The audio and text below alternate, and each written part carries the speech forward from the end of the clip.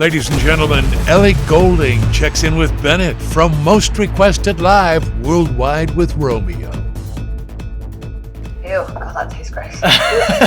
What'd you just chug? What healthy drink was that? It is like, I want to say like spinach, broccoli, watercress. It's all the green things that aren't that tasty together. It sounds good. You're going to live to like 105, but it's going to be a... Well, I have one of these nearly every day of my life, so I really, really hope that they don't turn around soon and just say like, actually, like this really, really bad. It's like whatever you do, don't drink that. Yeah. Exactly. Don't drink your healthy greens. It's the worst. I just figure anything green is good.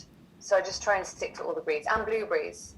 Blueberries are one of the healthiest things you can eat if you try to get them organic. They're very full of antioxidants. Look at you. Actually, blackberries, any berries, got to keep up the berries if you want to live longer. Health secrets from Ellie Goulding. You're welcome. You heard it here first.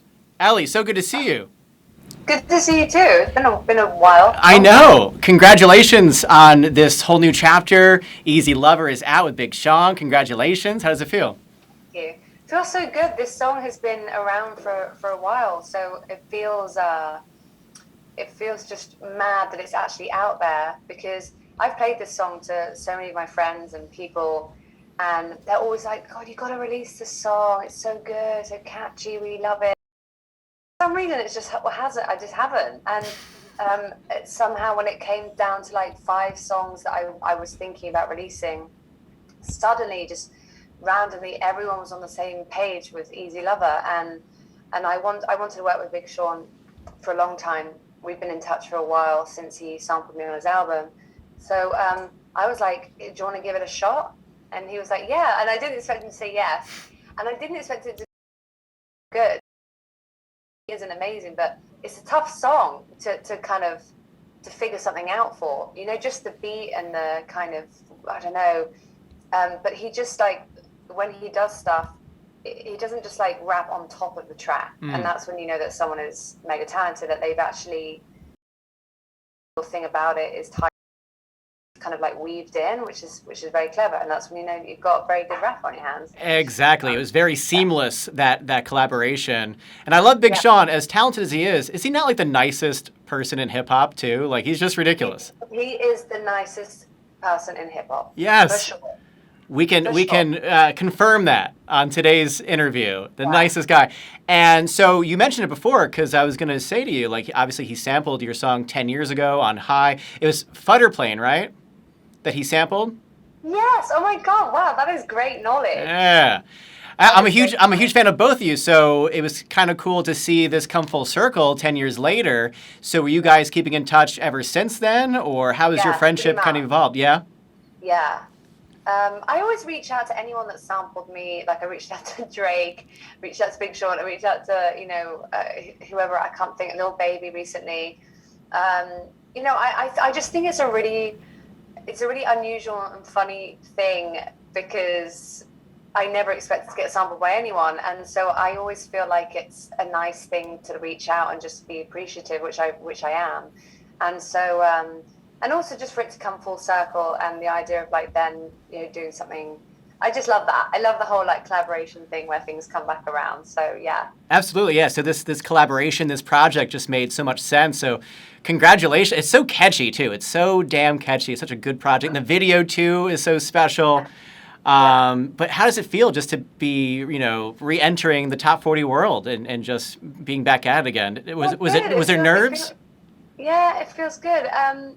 Not really. I've been doing this for such a long time. I feel like you have to get to a point where you just put trust in yourself, and things are changing so much in kind of the music world, in that you take each day as it comes with, for example, I've got a huge hit on TikTok right now with a very old song with lights, and stuff like that keeps happening. So no longer anywhere near as predictable as it used to be, and you just don't know anything. But all these surprises keep happening. Like, Easy Lover might go away and come back again with like a TikTok trend, or it might, I don't know. It just, I feel like it does revolve a lot around TikTok, because I have had quite a few sort of moments on there. but yeah, so I'm grateful. It feels like people are like rediscovering my music as well. So it's nice to have new music and then also have people listening to the old stuff as well. Just always feels very like, people appreciate me, and I'm grateful for that. Yeah, isn't it incredible all the things that you've accomplished in your career, the accolades, the music sales, the awards, but being a part of a TikTok trend. You are a TikTok trend. Is that when you've officially just made it? I mean, my God, you are a trend. I don't know, because that obviously to a lot of people, maybe like older generations, that they don't even know what TikTok is. So it's all kind of relative. Like to younger people, people are discovering me through TikTok now, which people in the early days when I started out, people discovered me through being on television and hearing me on the radio and being like, who's this singer? And then and now it's more like kids are like, oh, have you heard of Ellie Goulding? And people are like, yes. And then they're like just like bringing back these old songs. It's definitely a new world, but I'm here for it, and I'm open-minded, and people seem to like it. So yeah, it's all good. Absolutely. It's a whole new chapter for you as well. I know you're a new mom, so congratulations on this whole new chapter. How is motherhood and this whole just new version of you? How has it affected your music? How has being a mom kind of influenced your new sound? It hasn't really affected my music, to be honest. It's definitely made me much more of an emotional person. But I've always been pretty kind of, I don't know if emotional is the word, but that's why I've always been a songwriter. I've always had stuff to say and always been wildly romantic, and I feel heartbreak really hard, and I love reading sort of fiction like novels, and then I love watching like art housey kind of romantic films, and so I've always been like a big thinker. Kind of keeps me up at night. So I think I'll always have that. But I think with Arthur, it's physically and emotionally it changes you.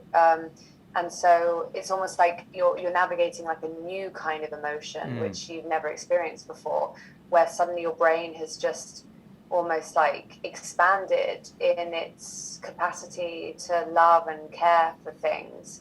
So that's like a very new thing.